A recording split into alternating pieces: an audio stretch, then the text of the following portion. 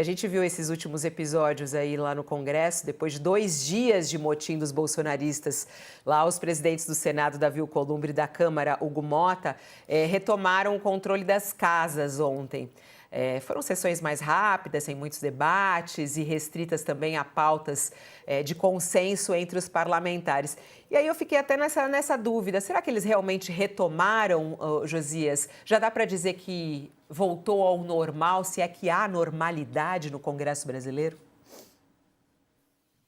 O normal é uma palavra que está contida no vocábulo maior, a anormalidade, né?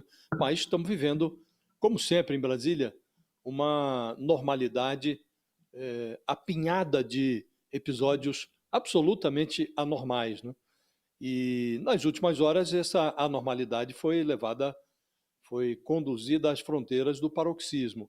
Então, houve uma retomada dos trabalhos. Objetivamente, foram aprovadas propostas.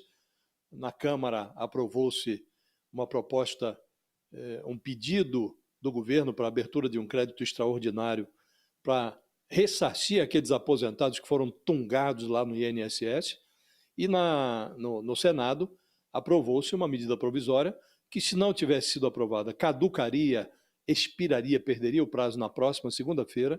Uma medida provisória importantíssima que faz uma correção da tabela do imposto de renda de modo a isentar de pagamento as pessoas que ganham até 2 salários mínimos. Veja que são 2 temas relevantíssimos. O que foi tratado na Câmara, nós estamos falando de ressarcimento de aposentados pobres que foram roubados no INSS, e no outro estamos falando também de uma proposta essencial para brasileiros que ganham até 2 salários mínimos e que corriam o risco de pagar imposto de renda. Isso tudo estava sendo bloqueado por um motim em que o bolsonarismo se juntou na Câmara e no Senado para protestar contra a prisão preventiva do Bolsonaro e conseguiu algo inédito. Eu nunca tinha visto coisa parecida. Conseguiu fechar o Congresso Nacional por 30 horas. Durante 30 horas, amotinados tomaram conta das presidências da Câmara e do Senado. Houve cenas bizarras de senador se acorrentando à cadeira do presidente, deputado se aboletando no assento também, no trono do presidente da Câmara, impedindo, mesmo depois do fechamento de um acordo, impedindo o presidente de sentar se acomodar ali no seu assento. Então, cenas muito bizarras, e houve um acordo que levou à suspensão dessa bizarrice, né? Agora, normal, a situação ainda não está, Fabiola. É isso. Vamos chamar um cientista político, professor da Fundação Getúlio Vargas, também para nos ajudar a entender tudo isso, o que está acontecendo, os próximos passos. Cláudio Couto conosco hoje. Cadê ele? Já está por aqui? Cláudio Couto, o nosso professor. Faz tempo que eu não converso com ele. Saudade. Olá, professor. Bom dia. Seja bem-vindo ao nosso estúdio. Oi, Fabiola. Oi, Josias. Saudade de você também, Fabiola. O Josias acho que eu vi mais recentemente. A gente fica de maneira virtual, mas é como se estivesse aqui, dentro do estúdio, porque esse estúdio é gigante com esse telão. Sinto vocês bem próximos de mim. Bom, em primeiro lugar, professor Cláudio Couto, é possível dizer que as coisas estão voltando ao normal? Quando a gente vê essas declarações do presidente da Câmara e do presidente do Senado, dá a entender que realmente eles retomaram o controle das casas? Eles estão no comando ou ainda não? Olha, acho que no caso do Alcolumbre a gente pode dizer que sim, né? No caso do Gumota, a situação é um pouco mais complicada, eu diria, né? E não diria que as coisas exatamente voltaram ao normal, né? Podem estar voltando. Eu também não seria tão crente nisso, não, porque acho que a gente tem vivido aí tempos de anormalidade e não é de hoje, né? Isso vem aí de alguns anos, no mínimo desde o início ali do governo Bolsonaro, para ser assim comedido, porque poderíamos até voltar um pouco mais no tempo para poder dizer que essa anormalidade vem, se não prevalecendo, crescendo ao longo do tempo, né? Então, acho que as coisas continuam muito complicadas. E eu digo que o Hugo Mota não retomou exatamente sua autoridade, porque é um presidente que se enfraqueceu muito com essa história toda. Até eu diria que ele denuncia um pouco esse enfraquecimento quando ele se vê na necessidade de dizer que ninguém vai violar a autoridade da presidência, que a presidência não cede, que ela não abre mão das suas prerrogativas. Quando uma autoridade precisa ficar dizendo o tempo inteiro que ela tem autoridade, que ela manda, né, que é ela que determina o que vai ser feito, é porque provavelmente ela está insegura com relação a essas capacidades. Né? A gente já viu isso em outras situações, o próprio presidente Bolsonaro vivia dizendo isso, aqui quem manda sou eu, o que mostrava que, na verdade, ele talvez não mandasse tanto assim em vários contextos, e acho que a mesma coisa ocorre com o Mota. Ainda mais quando a gente viu o seu antecessor, o Arthur Lira, assumir um imenso protagonismo na solução dessa crise. Veja, não é que ele auxiliou o Mota, me parece que ele substituiu o Mota na. O som dele, para mim, ficou no mudo. Eu acho que foi a sua conexão. Professor, vamos tentar retomar a conexão. Ficou mudo aqui para mim. Ô, Josias, ele estava falando justamente aí sobre essa possibilidade de acordos.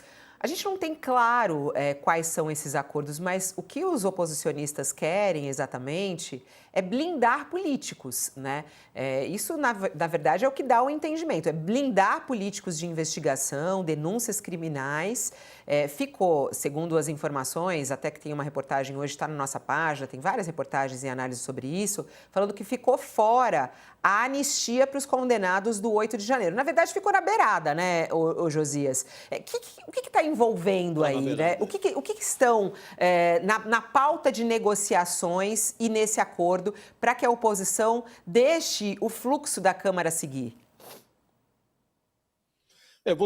Houve uma junção de interesses, Fabiola, dos parlamentares que estão com os pés afundados no lodaçal de mais de 80 inquéritos que apuram desvios de aplicação de verbas federais, verbas malversadas por meio de emendas parlamentares, né? Esses parlamentares do Centrão pegaram carona no motim do bolsonarismo. E o bolsonarismo quer, como sabemos, também uma autoblindagem, mas quer livrar o Bolsonaro, quer a impunidade do Bolsonaro. E houve uma coisa muito curiosa, porque a arruaça lá do Congresso terminou em orgia. Terminou em orgia. Essa arruaça que fechou o Congresso por 30 horas acabou numa grande orgia. A conjuntura atirou ali corruptos e golpistas no mesmo tanque com água suja no Congresso, e a experiência tem sido reveladora, porque descobriu-se que eles, os corruptos e os golpistas, deslocam as suas massas em líquido na mesma direção, esperneiam do mesmo modo, não há estatisticamente mais verrugas ou flatulência em um lado ou no outro, ambos aceitam tudo, exceto uma conjunção criminal com o Supremo Tribunal Federal. Então é muito curioso, porque se atrasarmos o relógio, vamos nos recordar que em 2018, impulsionado pelas perversões do Petrolão, o Bolsonaro ria quando o Augusto Heleno cantarolava aquela musiquinha, se gritar pega centrão, não fica meu irmão. E hoje o bolsonarismo como que aplaude o Romero Jucá, aquele senador que presidiu o MDB e, a certa altura, em 2017, ele se recusou a participar de uma suruba seletiva. Ele dizia, numa votação lá em que foi aprovada, inclusive, o fim do foro privilegiado para todas as autoridades, exceto os presidentes dos poderes, né? O Romero Jucá disse, se acabar o foro, é para todo mundo. Suruba é suruba. Aí é todo mundo na suruba. Então, a orgia do fim do foro pode chegar tarde para o Bolsonaro, mas é uma das ambições desse acordo. O Bolsonaro está agora na bica de ser condenado e dificilmente ele se beneficiaria de um arranjo como esse. Mas os seus operadores, a facção bolsonarista no Congresso, avalia que se os larápios do orçamento se sentirem livres do Supremo, aí eles vão ficar mais à vontade para anistiar o Bolsonaro.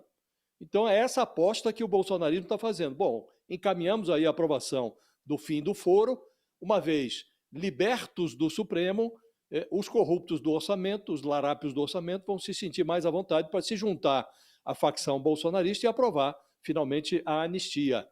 Agora, os tecelões do Centrão, eles são escaldados e eles, em relação à anistia, se dispuseram a discutir, debater o assunto, mas não houve compromisso de aprovação, porque o Centrão hoje deseja os votos do Bolsonaro, não a reabilitação dele. Então, o bolsonarismo corre o risco, Fabíola, de terminar como um personagem da música que inspirou a frase do Romero Jucá, aquela frase da suruba. É uma música de um grupo que morreu num acidente trágico, Mamonas Assassinas. É uma canção que virou hit até em festas infantis na década de 90. O verso mais pungente, eu não sei nem se posso repetir aqui, Não, mas como virou repete. hit de festa Repete, infantil, repete. acho que a gente já pode repetir. Repete. Mas o verso mais pungente dessa canção é de uma alma atormentada que se meteu numa suruba portuguesa e diz: já me passaram a mão na bunda e eu ainda não comi ninguém. Então o bolsonarismo está mais ou menos nessa situação, negociando com o Centrão, disposto a entregar a redução do foro, que acaba beneficiando todos os parlamentares, sem a certeza de que, adiante, obterá esse acordão para aprovar a anistia. Ô, Josias, é que a nova geração nem conhece Mamonas Assassinas. Mas você gostava? Você ouvia? Não gostava? Não, você sabe que eu Minha fiquei meio Brasília chocado, Amarela, lembra? Aquela música também era boa, né? Lembro muito. É.